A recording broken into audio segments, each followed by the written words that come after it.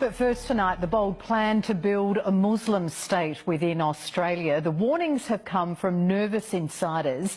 They're Islamic leaders who are pleading with the government to stop it from happening. And as David Richardson reports, they're receiving death threats just for speaking out. Sadly, my religion in the current situation is an absolute mess. I come from a lineage of Islamic leadership. When I am worried about what's happening and what I see from my community and religion, trust me that there's something going on. A stunning admission from the Imam of Peace.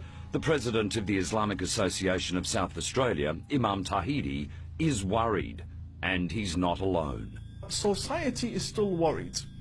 And when it reaches a stage where a Muslim Imam is worried, that's when something needs to be done.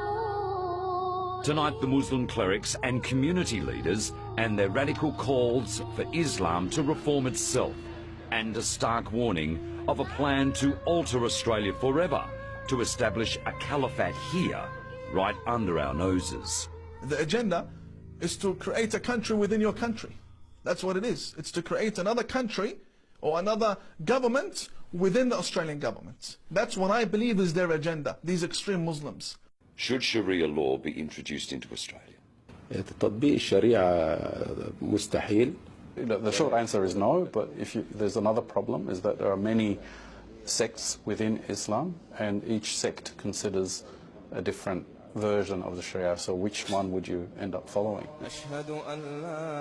There are about 500,000 Muslims currently living in Australia, 2.2% of the population. But according to some, there are plans to massively change those figures. There's a movement in Australia to increase the population of the Muslims. Imam Tawhidi believes it's happening now, a plan to build a nation inside our nation. So a Muslim community wants to buy an estate, name the streets Islamic names.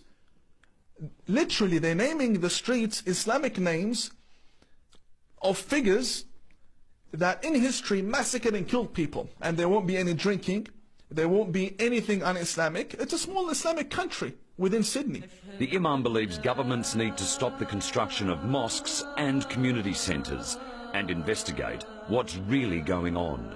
I believe that there needs to be a new government body that investigates everything regarding the Muslim religion in this country, starting off with the leaders of the communities. Going even further than Pauline Hanson's calls for a royal commission into Islam in Australia. They're all coming from the Wahhabi extremist ideology.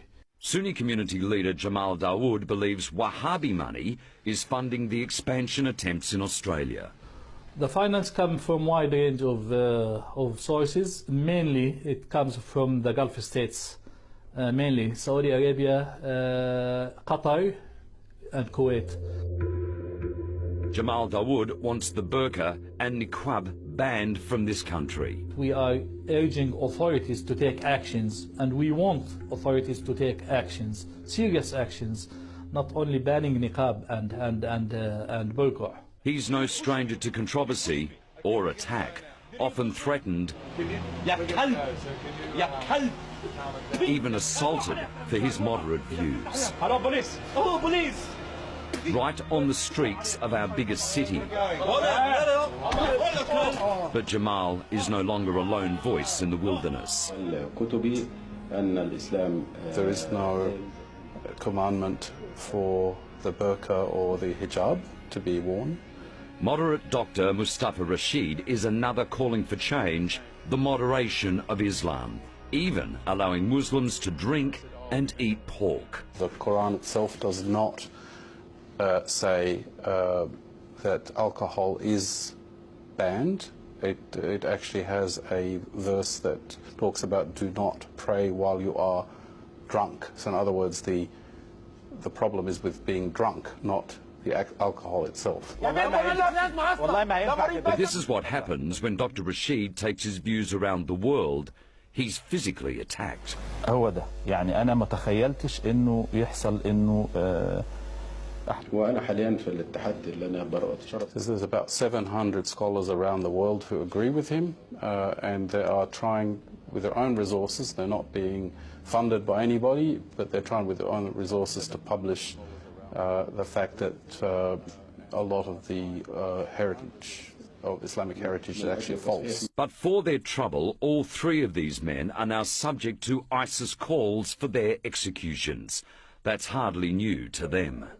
I have received so many threats in my life that it's become something normal, to the point that if I don't receive a death threat, I'm surprised. Why didn't I get a death threat today? What happened? They must be busy with something else. They're busy perhaps trying to ban other things. While trying to shut down the debate, Wahhabi preachers are at the same time railing against everything. From Pokemon Go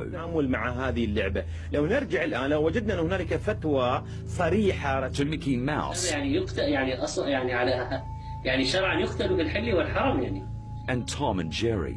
مفسد يعني كائن مفسد. ايش رايك الان بالفأر عند الاطفال؟ يعني بعد توم وجيري، ايش نظرك بالاطفال للفئران؟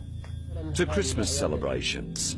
يقيمها هؤلاء الكفرة من يهود ونصارى هي أعياد باطلة مخالفة لشريعة الله عز وجل. And same-sex marriage. وهذه تأتي في ذروة سنام قبح وشناعة الفواحش. The Muslim imams, what's in their bank accounts, where it's coming from, who's funding them, the people who are funding them, are they Australian or are they not Australian? Are they non-Australian government agendas?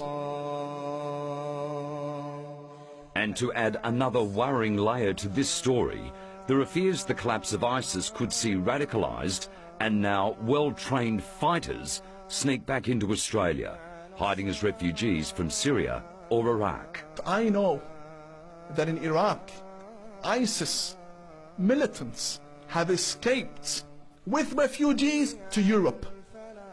I know. And they do that by covering up. Some of them even dress as women. And they flee the country along with the many people who are seeking a better life. Things need to be very clear when it comes to Islam in this country. Otherwise, I'd have to tell the government in 10, 20 years from now, I told you in 2017 that this was going to happen. Well, certainly some strong views there, but if you'd like to have your say, head to our Facebook page.